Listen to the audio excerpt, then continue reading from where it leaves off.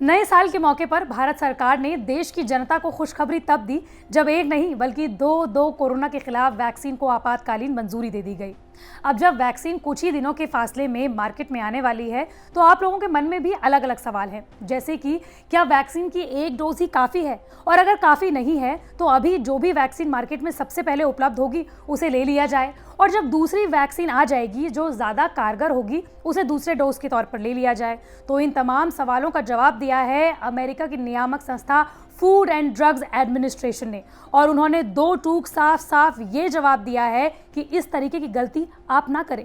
लेकिन क्यों एफडीए ने इस तरह की बात की कि अगर आपने एक वैक्सीन ली है तो दूसरी डोज के तौर पर आप दूसरी वैक्सीन नहीं ले सकते? तो इन्हीं तमाम सवालों का जवाब देगी हमारी ये वीडियो। नमस्कार, मैं हूं आपके साथ श्रेया बहुगुणा और आप देख रहे हैं न्यूज़ तक। देखिए, सबसे पहले बात अमेरिका के संदर्भ में करते हैं, जहां पर एफडीए ने अमेरिका की दो वैक्सीन्स को कंपेयर भी किया है और साथ ही ये भी बताया है कि क्यों दो वैक्सीन्स की अलग अलग डोजेस आप एक साथ नहीं ले सकते।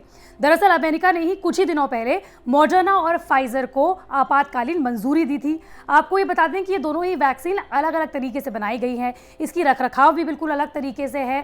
साथ ही यहाँ पर भी दो डोजेज ही लेनी है इन दोनों वैक्सीन्स की, लेकिन इन दोनों डोजेज के बीच का जो दिनों का अंतर है वो बिल्कुल अलग है। फाइजर में जहां आपको एक डोज के बाद जो दूसरी डोज लेनी है वो 21 दिनों के फासले में लेनी है, तो वहीं मॉडर्ना में एक डोज के बाद जो आपको दूसरी डोज लेनी है उसका अंतर 28 दिन होना चाहिए। बिल्कुल इसी तरीके से भारत की जो दो अलग अलग वैक्सीन को आपातकालीन मंजूरी मिली है वो भी बिल्कुल अलग तरीके से बनाई गई है, और उसमें भी दो डोजेस के बीच में जो अंतर होने वाला है वो अलग अलग दिन होने वाला है। लेकिन एफडीए का बयान क्या आया है, सबसे पहले आपको वो जान लेना चाहिए। एफडीए ने अपने बयान में कहा कि हम वैक्सीन डोज घटाने को लेकर हो रही चर्चाओं और खबरों से वाकिफ हैं। दो वैक्सीन डोज के बीच गैप बढ़ाने, डोज की मात्रा बदलने या अलग अलग वैक्सीन के डोज संबंधी चर्चाएं हो रही हैं ताकि ज्यादा से ज्यादा लोगों को कोविड-19 महामारी के खिलाफ सुरक्षित बनाया जा सके। ये तार्किक सवाल भी है जिस पर विचार होना भी चाहिए और ट्रायल से इनका जवाब खोजना चाहिए। निर्धारित डोज या दो डोज के अंतराल में बदलाव सही नहीं है। भारत में भी Indian council of medical research और अमेरिका के एफडीए दोनों के ही विशेषज्ञों का ये कहना है कि अगर डोजेस के दिनों में बदलाव करना है या फिर दो अलग अलग वैक्सीन को लेना है तो इसके लिए सबसे पहले क्लिनिकल ट्रायल होना जरूरी है।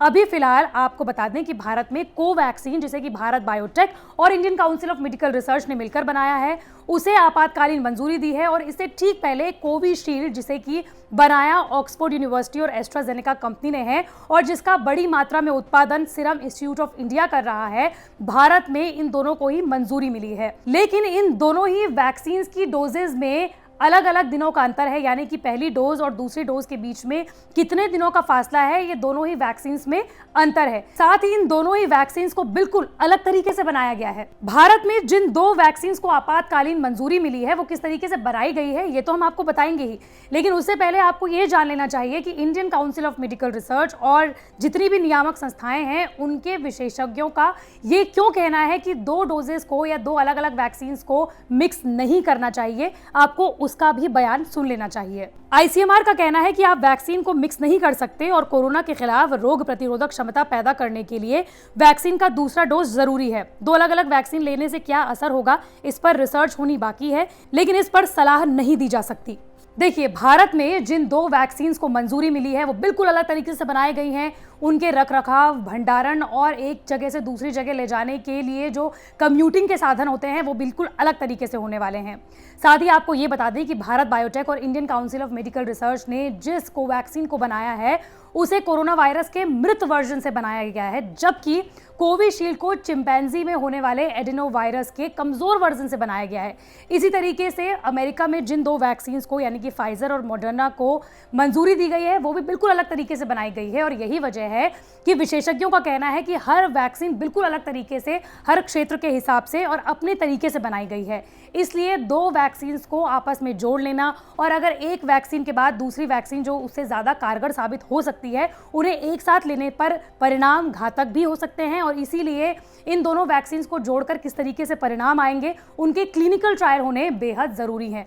इसीलिए जब भी वैक्सीन आती है, मार्केट में आती है, बाज़ारों में आती है, आप इस बात का विशेष ख्याल रखें और जो भी आपके नज़दीकी डॉक्टर या विशेषज्ञ कहते हैं उन्हीं बातों को आपको मानना चाहिए। मंडे टू फ्राइडे में इस तरह की वीडियो आप तक लाती रहूंगी। अगर आप भी किसी टॉपिक के बारे में जानना चाहते हैं तो कमेंट बॉक्स पर ज़रूर बताएं।